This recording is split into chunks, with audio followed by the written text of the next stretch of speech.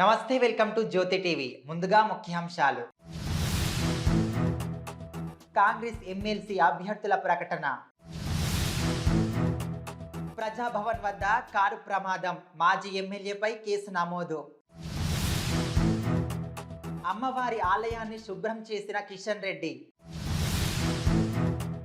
తెలంగాణ బలం గలం మేమే అంటున్న కేటీఆర్.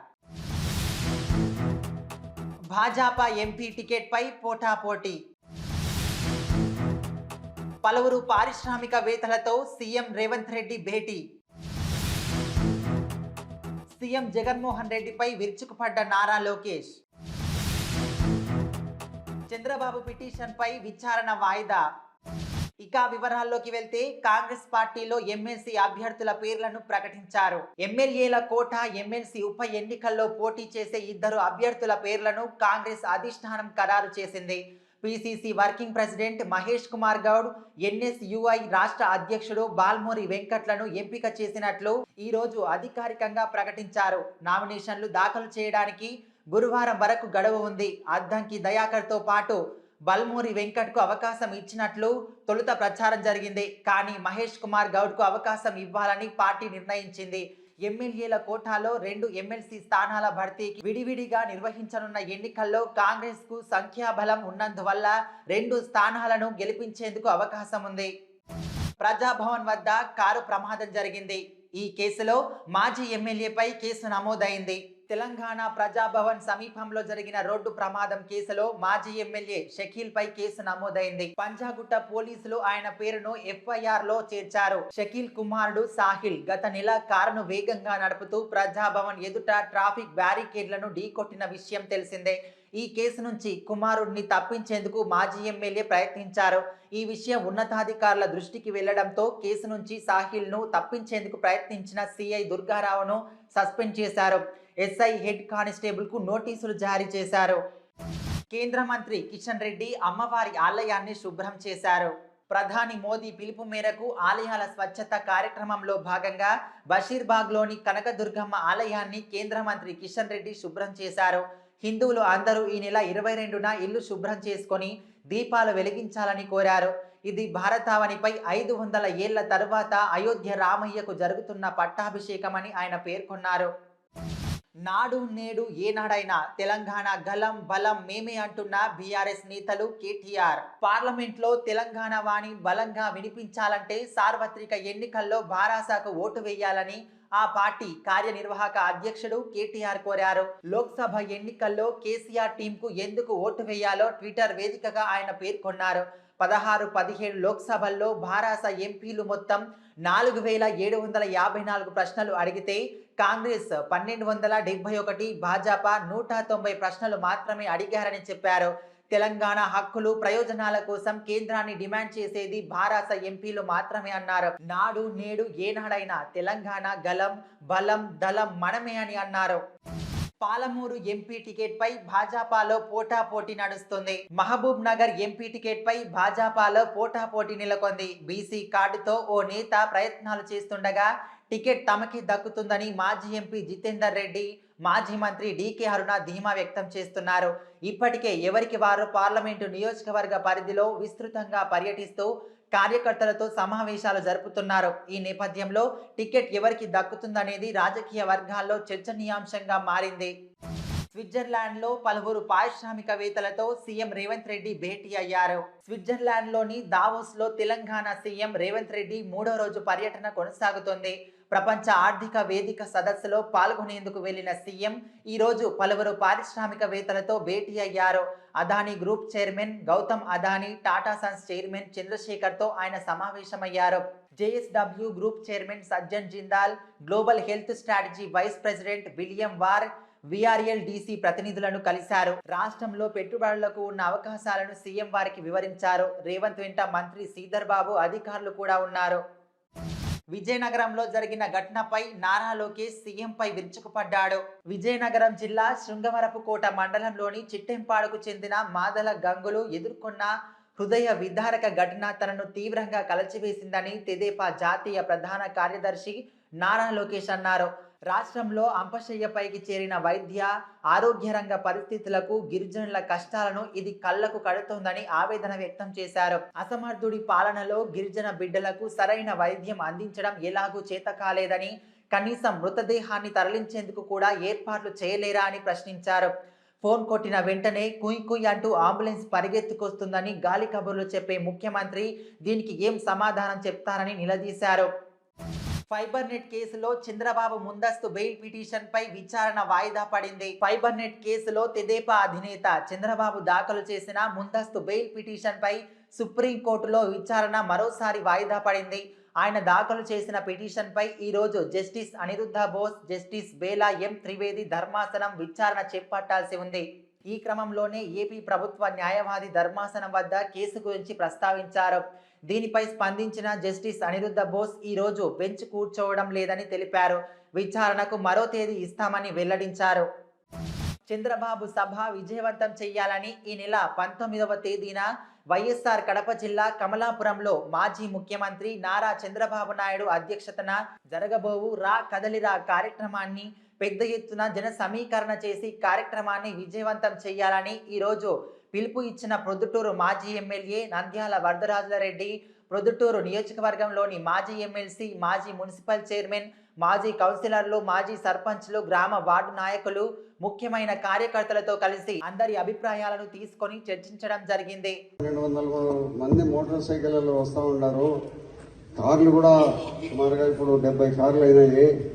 ఇంకా ఏ ఏ ప్రాంతం నుంచి ఎంతమంది జనాభా వస్తారో అనేది మీరు ఒక అంచనా చెప్తే ఆ అంచనా ప్రకారము మనుషులు ఇంతమంది వస్తాం, పలాని ఊరు నుంచి కానీ పలాని వార్డు నుంచి ఇంతమంది వస్తామని చెప్తే వాటన్నిటిని లెక్క రాసుకొని వాళ్ళకు అనుగుణంగా ఏ ఏ బండ్లను మనం పంపించాలనే దాని గురించి ఆలోచన చేసేదానికోసం ఈ సమావేశం ఏర్పాటు చేయడం జరిగింది.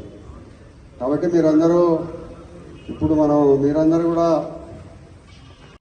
బెజవాడ బార్ అసోసియేషన్ మరియు న్యాయవాదులు సంయుక్తంగా నిర్వహిస్తున్నటువంటి ఆంధ్రప్రదేశ్ భూ హక్కుల చట్టం 2022ను తక్షణమే రద్దు చేయాలని గత 29 రోజులుగా న్యాయవాదులు చేపట్టిన రిలే నిరాహార దీక్షకు పలు రాజకీయ పార్టీలు మరియు స్వచ్ఛంద సంస్థలు స్వచ్ఛందంగా తమ మద్దతును ప్రకటించాయి. చట్టబద్ధమైన భూ లావాదేవీలపై కూడా ల్యాండ్ టైటిలింగ్ ఆఫీసర్ ఎంక్వైరీ చేసి ధృవపరచడం లేదా అప్పీలేట్ అథారిటీకి రిఫర్ చేయడం అంటే ప్రజలు తమ ఆస్తిపాస్తులపై ఎటువంటి లావాదేవీలు జరపాలన్న రెవెన్యూ అథారిటీ వారి దయా దాక్షిణ్యాల మీద ఆధారపడవలసి వస్తుందని నరహరి శెట్టి నరసింహారావు గారు అన్నారు. సుప్రీంకోర్టు జడ్జిమెంట్లకు, సెటిల్డ్ లాకు వ్యతిరేకంగా రెవెన్యూ అధికారులకు భూ హక్కును నిర్ణయించే అధికారం అప్పగించడం వలన మరింత అవినీతికి ఆస్కారం ఇచ్చినట్లు అవుతుందని ఆయన గుర్తు చేశారు. భూ హక్కుల చట్టం 2022ని రద్దు చేయాలని, ఇది చాలా లోపిష్టమైనటువంటి చట్టాలు చేసేటప్పుడు ప్రభుత్వాలు ప్రజా ఆమోదం ఉన్న చట్టాలు చేయాలి.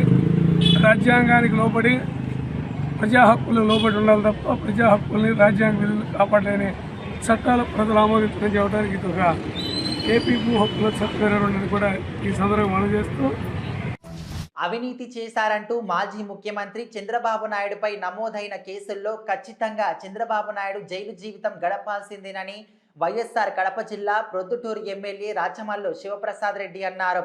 ఈరోజు మున్సిపల్ చైర్మన్ ఛాంబర్లో ఏర్పాటు చేసిన విలేకరుల సమావేశంలో ఎమ్మెల్యే మాట్లాడుతూ చంద్రబాబు నాయుడు ఇప్పటికే 52 రోజుల జైలు జీవితం గడిపాడని, ఈ కేసు హైకోర్టులో రుజువైందని, ఇప్పుడు సుప్రీంకోర్టుకు వెళ్లాలని సుప్రీంకోర్టు న్యాయమూర్తులు కూడా 2 విభిన్న కోణాల్లో అభిప్రాయాలు వ్యక్తం చేశారే తప్ప సెక్షన్ 17 అవినీతి పరులకు అండ కాదని రిమాండ్ రిపోర్ట్లో రాశారని చెప్పారు. చంద్రబాబు నాయుడు తాను అవినీతి చేయలేదని ఎప్పుడూ చెప్పలేదని, కేవలం పలానా సెక్షన్ తనకు వర్తించదని తనపై పెట్టిన కేసును కొట్టివేయాలంటూ క్వాష్కు వేసిన విషయాన్ని ప్రజలందరూ గమనించాలని విజ్ఞప్తి చేశారు. అవినీతి చేసిన చంద్రబాబు తనకు తెలిసి మరో ఏడాదిన్నరకో ఖచ్చితంగా నేర నిరూపణ జరుగుతుందని, ఖచ్చితంగా జైలుకు 2 సంవత్సరాలు వెళ్లి జైలు జీవితం గడపాల్సి వస్తుందని, అయితే టీడీపీ నాయకులు తమకు ఏదో జరిగిందంటూ చంకలు గుద్దుకోవడం ఎందుకో మరి వారికి తెలియాలి అని అన్నారు.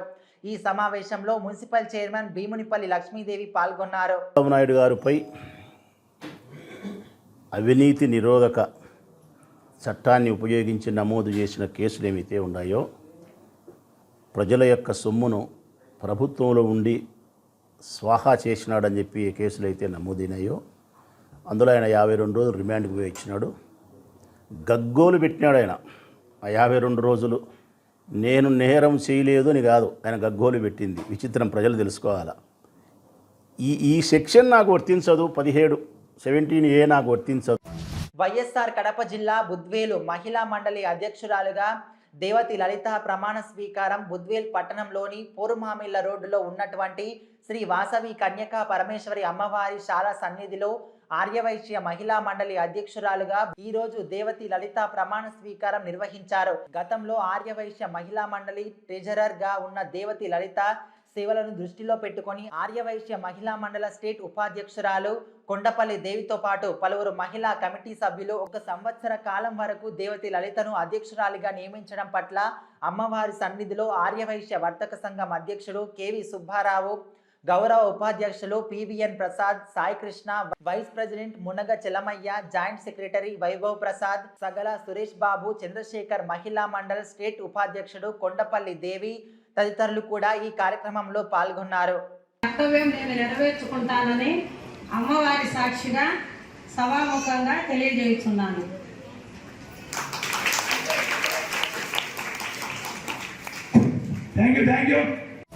వైఎస్ఆర్ కడప జిల్లా బుద్వేలు పట్టణంలో పూర్వ విద్యార్థుల కలయికతో వేడుకలను ఘనంగా నిర్వహించారు. ఈ కార్యక్రమానికి కుటుంబ సభ్యులతో సహా హాజరై ఉత్సాహంగా వేడుకలు జరుపుకున్నారు. గత కొన్ని సంవత్సరాలుగా 1983-84 సంవత్సరంలో చదువుకున్న పూర్వ విద్యార్థుల అపూర్వ ఆత్మీయ కలయిక గుర్తుగా ఫ్రెండ్స్ సేవా సంఘం నెలకొల్పి సేవా కార్యక్రమాలను నిర్వహిస్తున్నారు.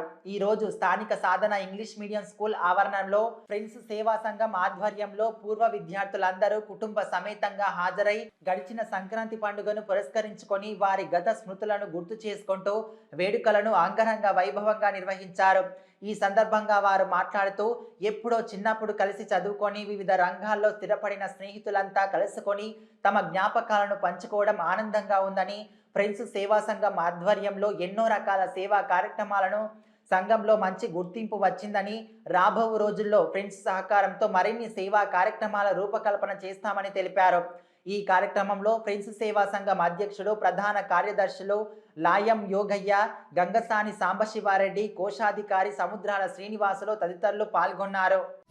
వైఎస్ఆర్ కడప జిల్లా కమలాపురంలో చంద్రబాబు బహిరంగ సభ ఏర్పాట్లు పరిశీలిస్తున్న బత్యాల పుత్త నరసింహారెడ్డి, మాజీ ఎమ్మెల్సీ దేవగుడి నారాయణరెడ్డి స్థానిక పోలీసు అధికారులు ట్రాఫిక్ అంతరాయం కలగకుండా చూడాలని పోలీసు అధికారులను కోరుతున్న పుత్త బత్యాల చెంగలరాయులు తెలుగుదేశం పార్టీ కేంద్ర కార్యాలయం ఆదేశాల మేరకు ఈ నెల 19వ తేదీ కమలాపురంలో జరగబోయే తెలుగుదేశం పార్టీ జాతీయ అధ్యక్షులు మాజీ ముఖ్యమంత్రి నారా చంద్రబాబు నాయుడు రా కదలిరా బహిరంగ సభకు ఇన్ఛార్జిగా నియమించడంతో నేడు నాడు కమలాపురంకు వెళ్లి నియోజకవర్గ ఇన్ఛార్జ్ పుత్త నరసింహారెడ్డి గారితో మాట్లాడి కమలాపురం పట్టణంలోని సిఎస్ఐ టౌన్ చర్చ్ సమీపంలో ఏర్పాటు చేస్తున్న బహిరంగ సభ ఏర్పాట్లను పరిశీలిస్తున్న మాజీ ఎమ్మెల్సీ తెలుగుదేశం పార్టీ రాష్ట్ర ప్రధాన కార్యదర్శి రాజంపేట నియోజకవర్గ ఇన్ఛార్జ్ బత్యాల చెంగల్రాయుడు స్థానిక పోలీస్ అధికారులతో నియోజకవర్గాల నుండి విచ్చేసిన ప్రజలకు, టీడీపీ కుటుంబ సభ్యులకు ట్రాఫిక్ అంతరాయం కలగకుండా